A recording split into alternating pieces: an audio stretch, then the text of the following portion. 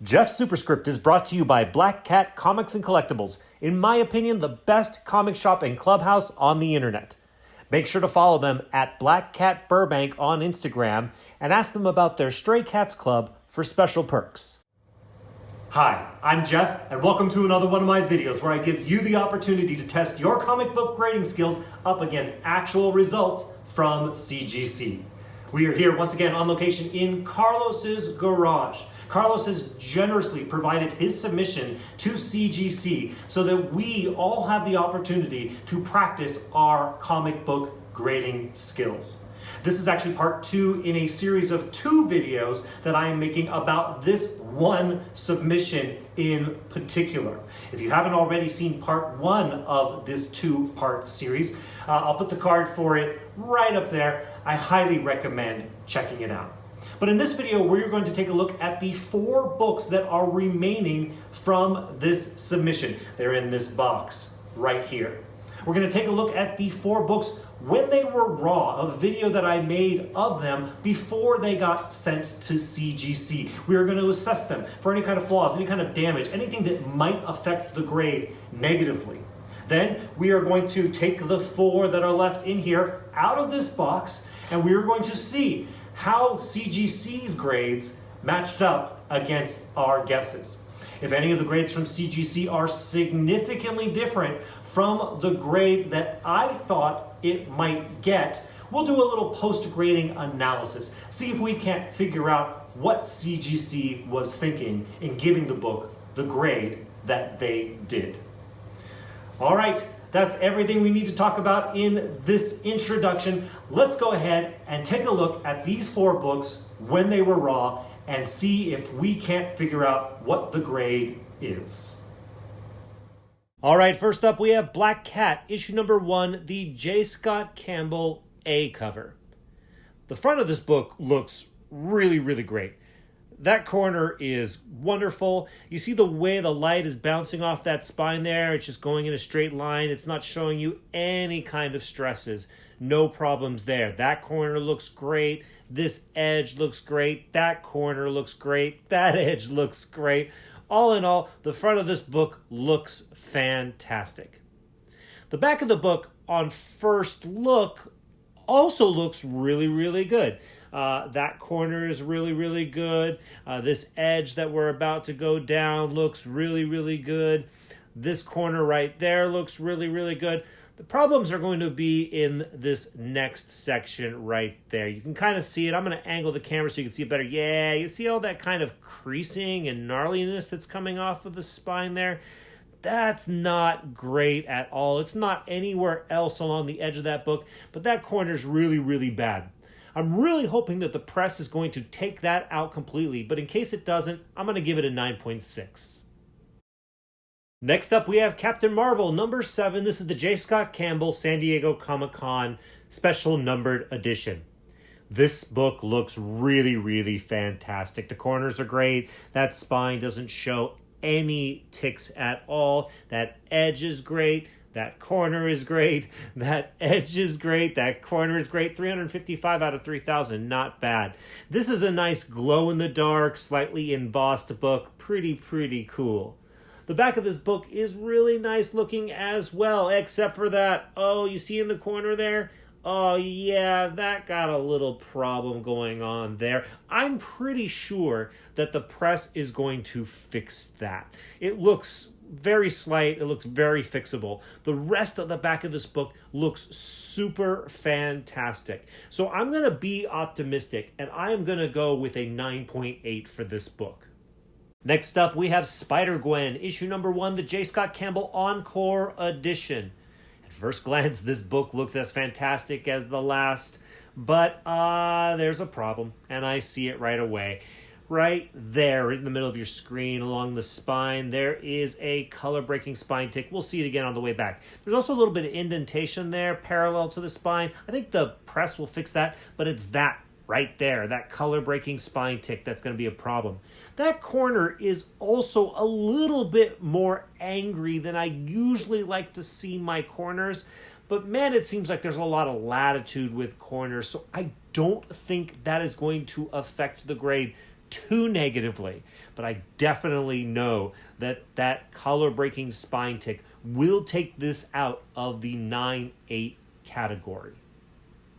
Looking at the back of this book, the back of this book is the type of back that is completely unforgiving. All of this black, any kind of wrinkles, any kind of color-breaking spine damage or tears or anything, all just come screaming at you. And I don't see any of those problems here. The spine looks great. The corners look great. The edges look great. The back of this book looks really, really great. So because of this color-breaking spine tick on the front, I'm going to give this a 9.6.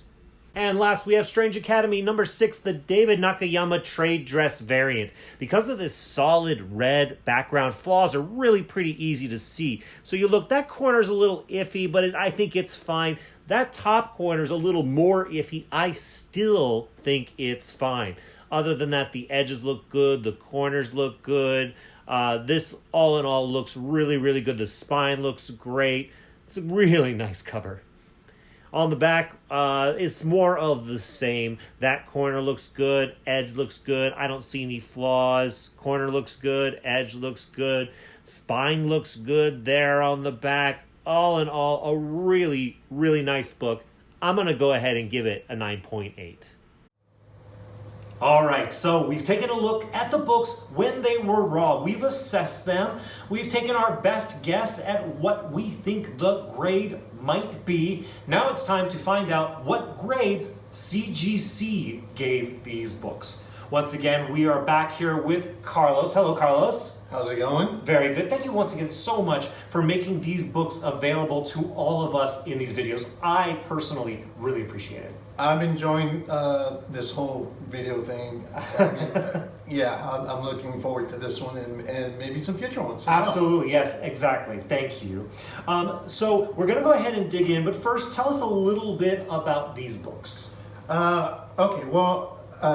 Briefly I mentioned on the first video that some of these may not be the most expensive books, and that's not what interests me in some of the... I just like the covers, I like some of the artists. Yeah. This particular shipment, I believe, my memory is terrible, but has some J. Scott Campbell books, and I am a big fan of J. Scott Campbell. Mm-hmm. And I just like the covers. I've been collecting since I was a kid. Why not have them slabbed? They're just sitting up in my attic. Yeah. I just wanted to submit it. This is part of my first ever submission to CGC. Right. So I'm really excited. Carlos is a collect what you love guy. And for those of you that think that you shouldn't send books that just have a love value to you to CGC, I think you're missing much of the joy that comes from comic book collecting. It's not just about sending stuff that's worth hundreds of dollars. It's about sending stuff out that will become the collectible that you have enjoyed for years and will continue to enjoy for years to come. Exactly. Okay, so I'm going to move this box off to the side because all the grades, all the books are standing up in this box right here. And I don't want to see the grade at the top of the label. So I'm going to move it off to the side and I'm going to pull the books out just kind of using my peripheral vision. I can look now because they're still covered. But now that I uncover them, now I'm just going to kind of manage it through feel and through peripheral vision. So, okay, all right, that's a comic book slab in my hand. I'm going to go ahead and pull that out, and I know which side should be face down from the way that the back of them has a little bit of like an indentation, so I can tell. Okay, great. Let me cover up any possibility of seeing the grade. So let's see which book this is. This is Black Cat, issue number 1. This is the jscottcampbell.com edition A. All right, this is a very nice book. So I don't know what the grade is, but let's go ahead and show you all at home what the grade is. I thought it was going to be, what did I think it was going to be? A 9.6. I thought this one was going to be a 9.6. So let's see what you thought it was going to be, and now let's see what CGC decided it is. Okay, so now you've all seen the grade. Now it's time for Carlos and I to do the same. 9.2. Okay, that's interesting. That is Very, very interesting. So we will definitely be doing a post-grading analysis on this book to see if we can't figure out why this got the 9.2 that it did. In addition, we will check and see if it has any graders notes and to see if the graders can help give us some kind of indication as to why this received the 9.2. I would call the difference between a 9.6 and a 9.2 significant. Now, I'm going to have to take a better look at it. First impressions, though, dude. I'm terrible at grading anything, so I mean, to me, it looks. I still love it no matter what. Well, that's the thing. Yeah, that's what's most important. Carlos is unlike me. Like, I am a little bit obsessive about grades sometimes. Carlos doesn't mind so much a lower grade, and that is very liberating. I actually wish I was more in your camp. Yeah, no, I love it when it goes up on the wall. I mean, it's a great looking. It looks fantastic. You take that away, and nobody's going to be like, oh, that's a garbage book. And a 9.2 is a good grade. Don't get me wrong. But we will be doing a little bit of post-grading analysis on that and see if we can't figure out. Oh, I looked, but I didn't see any grades. See if we can't tell why it got the 9.2 that it got. But that's interesting. As much as I wish, I don't mind being wrong. I just like to be wrong in the direction of getting a better grade from CGC than a worse. But being wrong gives us all opportunities to learn something. So I'm looking forward to at least maybe having an opportunity to learn something about why that might have gotten a 9.2. Yeah, I mean, they probably saw something we didn't. I mean, that was, if you've watched my videos, I had a gambit where they saw stuff that I just didn't see. And they were right. And so they're the professionals and they do this for a living. I don't. So they tend to be right more often than I am. But anyways, let's go on to this next book, which is Captain Marvel, issue number 7. This is a glow-in-the-dark cover? I didn't know this was a glow-in-the-dark cover. It's a glow-in-the-dark cover, and this is one that we were wondering if we should have it pressed because it has a weird embossed feel to it. That's right. But we did, it was submitted for pressing. Yes. Apparently it did get pressed. So hopefully they didn't smash the embossing. We'll see how that goes. Well, let's go ahead and take a look at the grade. I thought it was a 9.8. So maybe it didn't need a press. Maybe they decided to just not do it. But we'll see. There's the grade. You're all taking a look. So let's see if it got the 9.8 that I think it deserved. Yes. Yes. Cool. Oh, that's right. I remember now. Yes, this is the glow in the... Yes. Oh, this is going to be cool. J. Scott Campbell, Glow in the Dark. Yeah, it's... I'm not the biggest Captain Marvel fan. Uh-huh. But like I mentioned at the beginning, a huge J. Scott Campbell fan. And I love this cover. It was glow in the dark, and it looks great. I've really started to get into glow-in-the-dark covers. I would like to start a glow-in-the-dark cover collection. I have a couple, but I'm thinking about like going after them specifically. When I think about it, I think I have quite a few. Yeah, that's cool. I think they're fun. It's a gimmick, but I think it's a fun gimmick. So I'm into it. The first one that pops into my head is that Ghost Rider. I have. It's the first one. You have it? Yeah. It's the first glow-in-the-dark cover that was ever made, I believe. So that's the one I'm really hunting for first and foremost to start the collection. All right, let's go ahead and move forward next by taking a look at this book, which is Spider-Gwen, issue number 1. This is a Midtown Encore edition of this book. Is this a J. Scott Campbell as well? It is. Okay, great. I assessed this book at a 9.6. So let's go ahead and take a look and show you the grade and see if it matches your assessment of the book. Okay. Let's see, as long as it's not another 9.2, I want to see a 9.6 or a 9.8. Let's see what it is. 9.8. Great. See, this is how I want to be wrong. I want to be wrong. This is, if you watched the first video, which once again I put the card of at the beginning, I was wrong twice. I was wrong where 2 9.6s became 9.8s. That's how I want to be wrong. On this one, so far, I was wrong twice. One, the way I want to be wrong, and one, the way I'm not so interested in being wrong. That's okay, because I've been wrong all through the beginning. My wife tells me I'm wrong all the time, so it's nothing new. I'm used to it, so I can accept it. Okay, so let's go ahead and take a look at the final book that we have here today. And this book is Strange Academy. This is a good one to end on. Yeah. This is Strange Academy, issue number 6. This is the Nakayama variant cover of the Scarlet Witch. This is a really great cover. This is the trade version. Now I had the version, but I chose this one because I like having the. I don't know. Sometimes I feel like it needs the logo, like it. I understand. Sometimes the blank space that was left for the trade dress in a virgin just makes it look like something's missing. Yeah. So even though oftentimes virgins are considered more valuable, sometimes the trade dresses are just aesthetically more appealing to you and to me and to everybody else. All right. I assessed this book and thought that it would be a 9.8. So remind yourself of what you thought the grade would be by your assessment. And now let me show you what grade it got. Okay. And now let's take a look at the grade we got. 9.8. Awesome.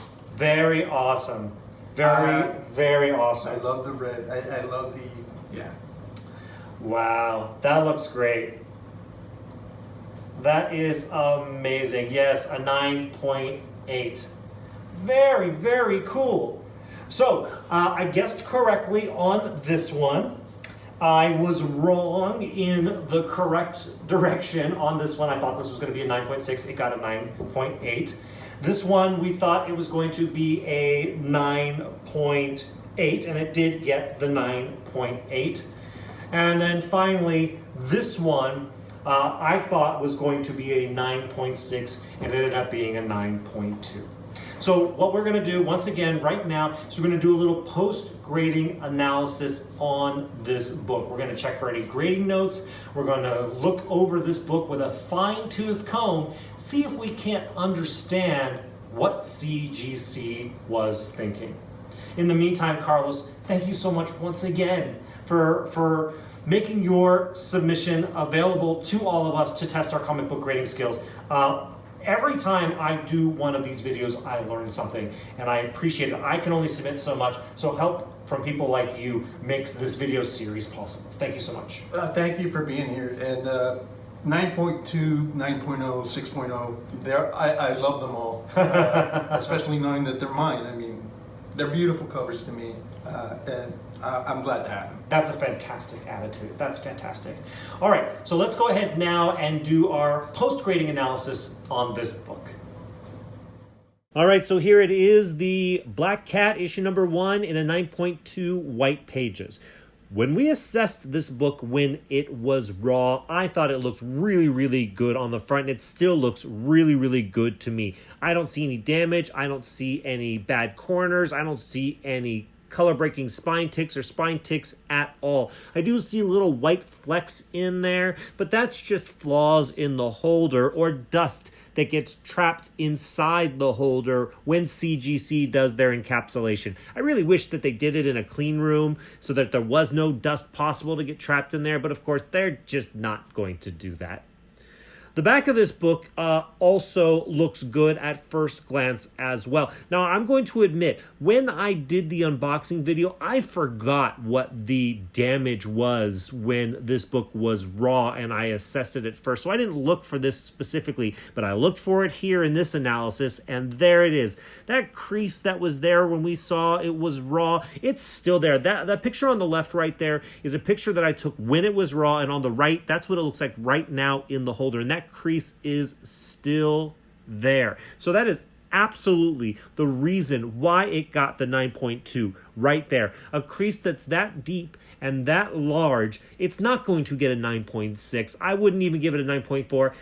this book is definitely in the 9.2 category with that crease. So I can't fault the grade, but I can fault other things.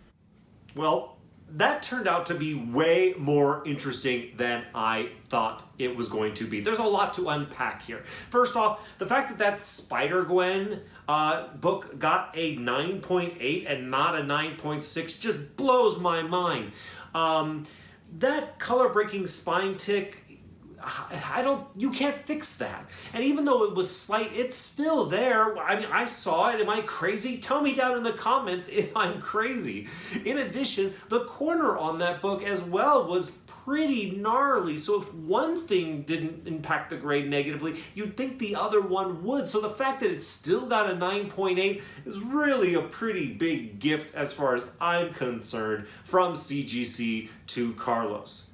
The problem, though, is the Black Cat issue number 1 and that crease that looks like it wasn't addressed at all.